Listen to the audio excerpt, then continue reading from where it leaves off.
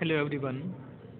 कल हमने BSc third year में माइक्रोबायोलॉजी पेपर थर्ड के अंतर्गत जो टॉपिक पढ़ाया था स्ट्रक्चर ऑफ बैक्टीरिया, इसी यूनिट के अंतर्गत यूनिट सेकंड में आपका जो नेक्स्ट टॉपिक है स्ट्रक्चर ऑफ वायरस, जो कि माइक्रोबायोलॉजी के अंतर्गत आता है। आज हम इसे स्टार्ट कर रहे हैं वायरस।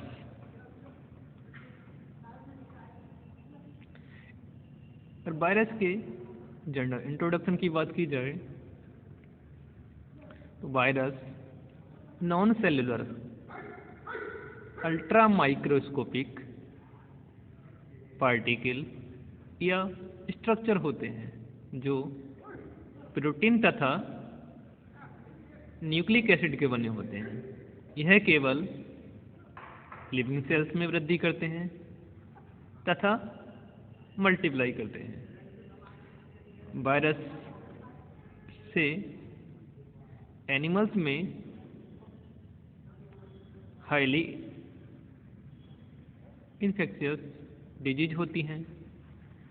जितने भी वायरस अब तक ज्ञात हैं वे सभी पैथोजेंस होते हैं।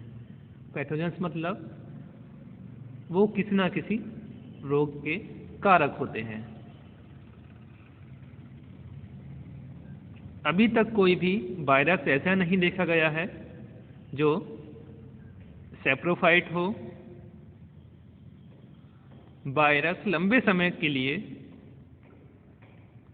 होस्ट सेल के बाहर रह सकते हैं, लेकिन वे एक्टिव तभी हो पाते हैं जब वे किसी लिविंग सेल में प्रवेश करते हैं। मतलब जो जीवित होगा उसके अंदर जब एंटर करेंगे यानी प्रवेश करेंगे तभी वो एक्टिव फॉर्म में आ पाते हैं।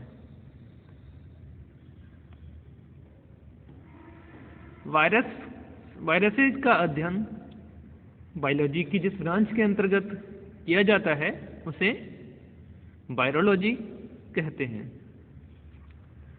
वायरस को सबसे पहले 1892 में ऑब्जर्व करने का श्रेय इवानोस्की को जाता है। उन्होंने ही टीएमवी यानी टोबैको मोज़ेक वायरस का डिटेल्ड स्ट्रक्चर बताया था। बात करते हैं कैरेक्टरिस्टिक ऑफ वायरसेज, मतलब वायरस के क्या मेन मुख्य कैरेक्टर्स होते हैं। पहला पॉइंट इसका यह है अल्ट्रा माइक्रोस्कोपिक होते हैं। मतलब अगर इसके नेचर की बात की जाए, इसकी सिमेट्री की बात की जाए, इसकी रचना की बात की जाए तो ये माइक्रोस्कोपिक एनिमल है जिसको हम सिर्फ अल्ट्रा माइक्रोस्कोप के द्वारा ही देख सकते हैं।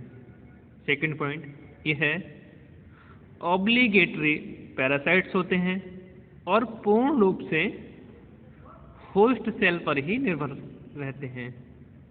मतलब ये बिना होस्ट सेल के इनएक्टिव स्टेज में रहते हैं। Next point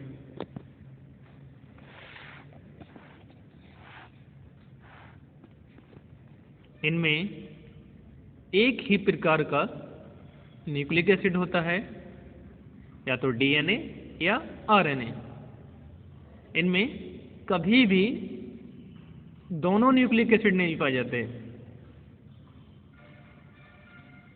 next point host cell में एंटर करने के बाद यह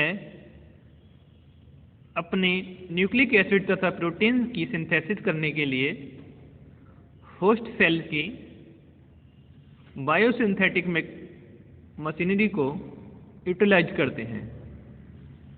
शायद यही कारण है कि यह लिविंग सेल्स में मल्टीप्लाई करते हैं, मतलब जीवित सेल्स में मल्टीप्लाई करते हैं। नेक्स्ट पॉइंट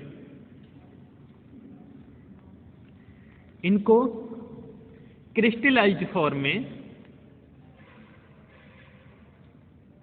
रखा जा सकता है या कन्वर्ट किया जा सकता है तथा इनके क्रिस्टल्स को बोटल्स में बंद करके काफ़ी लंबे समय तक स्टोर किया जा सकता है। अब बात करते हैं नेचर ऑफ वायरसेज। अगर वायरसेज की प्रकृति की बात करें या नेचर की बात की जाए तो वायरस के नेचर को लेकर आज तक निश्चित नहीं कहा जा सकता। कुछ लोग इन्हें एनिमेट ऑब्जेक्ट तो कुछ इन्हें इनएनिमेट ऑब्जेक्ट मानते हैं। अब बात करते हैं इसके शेप एंड साइज की। वायरसेज की आकृतियां यानी स्ट्रक्चर डिफर करती हैं, मतलब कोई इनका एक पर्टिकुलर स्ट्रक्चर नहीं होता। यह है रॉड लाइक, लंबे, इलेक्ट्रिक ट्यूब के समान, rounded, tube like, tadpole like होते हैं। और कुछ वायरस बुलेट जैसे होते हैं, जैसे रेबीज वायरस। वायरसेज का साइज मिली माइक्रोन में व्यक्त किया जाता है। कुछ वायरसेज का साइज 0.1 माइक्रोन से कम होता है। अब बात करते हैं इसके स्ट्रक्चर की। वायरस का सिंगल पार्टिकल्स वायरॉन कहलाता है। इसमें प्रोटेक्टिंग प्रोटीन कोट कैप्सिड कहलाता है और प्रोटीन की स्मॉलर सब यूनिट कैप्सोमियर कहलाती है। इसमें सेंट्रल कोर डीएनए या आरएनए का बना होता है। होस्ट सेल के अंदर यानी इसके यह जब लिविंग सेल में पेनिट्रेट करेगा तब इसका आरएनए तथा DNA replicating nucleic acid molecules के रूप में होते हैं। अब बात करते हैं इसके स्ट्रक्चर की। तो एक जो वायरॉन है उसका स्ट्रक्चर कुछ इस तरीके से दिखता है। इसकी जो आउटर मेम्ब्रेन है, ये राउंडेड जो आपको दिख रही है, इसको कैप्सिड कहते हैं और ये कैप्सिड मिलकर फॉर्मेशन करते हैं कैप्सोमियर की। और इसके अंदर की तरफ जो रेड डॉटेड जो मटेरियल है वो इसमें न्यूक्लिक एसिड है। तो जनरली जो एक वायरॉन की रचना है उसमें कैप्सिड, कैप्सोमियर तथा न्यूक्लिक एसिड को इंक्लूड करते हैं। बात करते हैं कैप्सिड। कैप्सिड काफ़ी बड़ी संख्या में प्रोटीन सब यूनिट या कैप्सोमियर्स का बना होता है। मतलब जो इसकी आउटर वॉल होगी इस वायरॉन की, वो छोटे छोटे राउंडेड स्ट्रक्चर के द्वारा परफोरेटेड होगी जो कि कैप्सोमियर कहलाते हैं। इन सभी सब यूनिट का शेप सिमिलर होता है यानी एक समान होगा। कैप्सोमियर का अरेंजमेंट वायरस पार्टिकल के शेप को निश्चित करता है। मतलब इसी के द्वारा ही एक वायरस की जो आकृति है वो एक निश्चित होती है, एक समान होती है।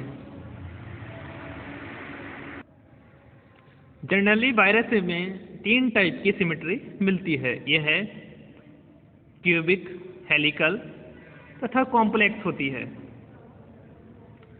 कैप्सिड का काम न्यूक्लिक एसिड को न्यूक्लियेज एंजाइम्स के एक्शन से प्रोटेक्ट करना होता है।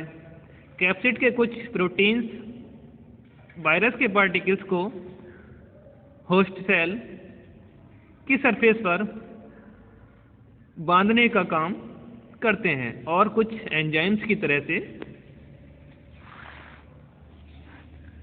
कार्य करके होस्ट सेल की सरफेस लेयर को डिसॉल्व कर देते हैं, जिससे वायरॉन न्यूक्लिक एसिड का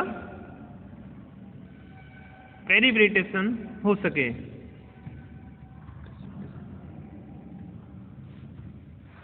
अब बात करते हैं सेकंड पॉइंट, न्यूक्लिक एसिड या जेनेटिक मटेरियल।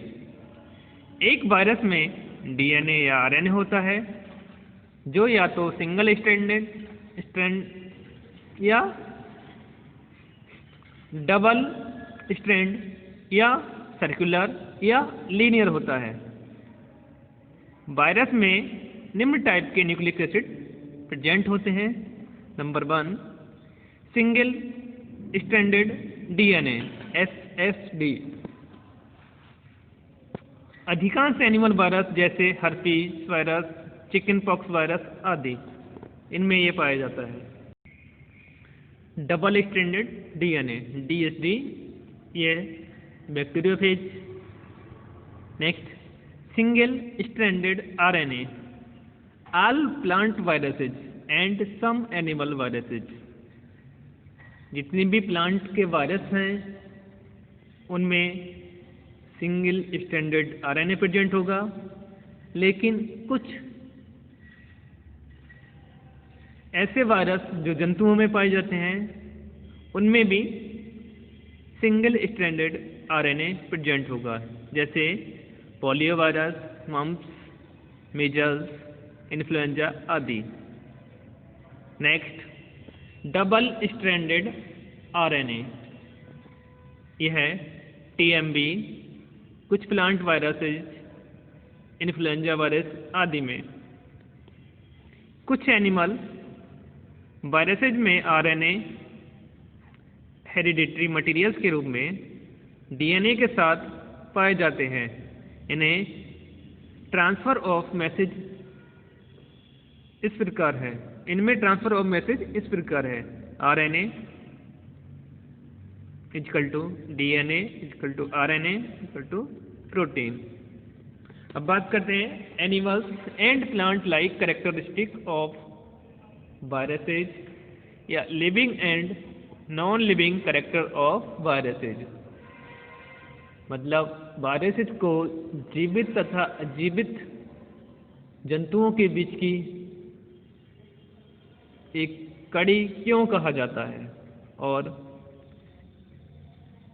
इनमें एनिमल तथा प्लांट लाइक कैरेक्टरिस्टिक क्या क्या पाए जाते हैं। तो बात करते हैं non living characters of viruses. अगर नॉन लिविंग कैरेक्टर्स की बात की जाए तो नंबर 1, इनमें ग्रोथ दिखाई नहीं देती है, जो कि एक नॉन लिविंग कैरेक्टर्स है। नेक्स्ट पॉइंट, यह होस्ट सेल के बाहर मल्टीप्लाई नहीं करते हैं, मतलब होस्ट सेल के अंदर ही एक्टिव रहते हैं, उसके बाहर इनएक्टिव स्टेज में होते हैं। नेक्स्ट पॉइंट, यह बाहरी वातावरण के प्रति के रेस्पॉन्स शो नहीं करते हैं। नेक्स्ट पॉइंट, इनमें कोई भी मेटाबॉलिक एक्टिविटी नहीं पाई जाती, क्योंकि इनमें खुद का कोई एंजाइम सिस्टम नहीं होता। नेक्स्ट पॉइंट, अन्य इनऑर्गेनिक व ऑर्गेनिक कंपाउंड की तरह इनको क्रिस्टलाइज किया जा सकता है तथा अन्य नॉन लिविंग पदार्थों की भांति इनको स्टोर भी किया जा सकता है, जो कि एक नॉन लिविंग कैरेक्टर्स है, जीवित व्यक्ति को स्टोर नहीं कर सकते। अब बात करते हैं living characters of viruses. Number 1, इनके जेनेटिक मटेरियल में म्यूटेशन होता है। नेक्स्ट पॉइंट, इनमें मल्टीप्लिकेशन एक लिविंग कैरेक्टर है तथा इनके जेनेटिक मटेरियल में रिकॉम्बिनेशन तथा इनहेरिटेंस की प्रॉपर्टीज पाई जाती हैं, क्योंकि वायरसेज होस्ट के एंजाइम सिस्टम को यूटिलाइज करके अपने प्रोटीन्स व एंजाइम्स की मैन्युफैक्चरिंग कर लेते हैं। साथ ही इनमें जेनेटिक मटेरियल संतानों में भी ट्रांसफ़र किया जाता है, इसलिए इनको लिविंग माना जाता है। तो आज हमने स्ट्रक्चर ऑफ वायरसेज को डिस्कस किया।